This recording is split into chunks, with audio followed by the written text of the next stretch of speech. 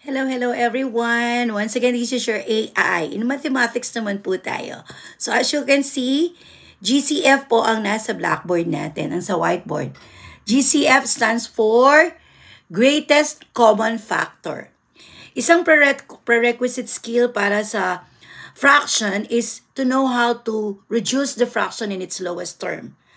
So, kailangan po nating malaman ang GCF. For example, this 412 and 918. 412 is not in the lowest term. So, how can we reduce it to lowest term? By finding the GCF. We know that the factors of 4 are 2 and 2. Wala nang ink ang aking 2 and 2. 2 times 2. And then, ang 12, and 4 and 1. 4 and 1. And then, ang 12 is 6 and 2, 4 and 3, and of course, 12 and 1. Sensya na, malayo. So, with these factors, ano po yung kanilang greatest? So, pareho po silang may 2. But then, nakita natin ang 4. Ayan, ang 4 ang kanilang greatest. So, we have to divide this into 4. Ayan. 4 divided by 4 is 1. And 12 divided by 4 is 3. So 1/3 is the lowest term of 412 by getting the GCF or greatest common factor. Dito naman tayo sa 918. So what are the factors of 9? 3 and 3. And of course 9 and 1. What about 18? 6 and 3. And 9 and 2. Right? 9 and 2.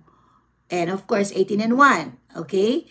So, nakita natin na meron silang 3. Pero ang hinahanap po natin ay greatest, yung malaki. So, gagamitin natin si 9. Okay? So, we can divide this into 9. So, 18, ayan, 9 divided by 9 is 1. 18 divided by 9 is 2. So, 1/2 is the lowest term of 918. So, magbibigay pa po tayo ng ibang example. For example, 315. Yan. So, if we know that the factors of 3 are 3 and 1 and 15 is 3 and 5. So, dun pa lang, makikita na natin that we can divide this 3 into fraction into 3. So, the lowest term is 1/5.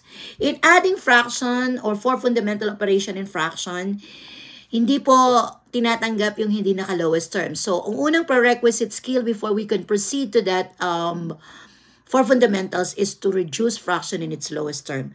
I hope nakatulong po. So, pag alam natin ang factors, kaya natin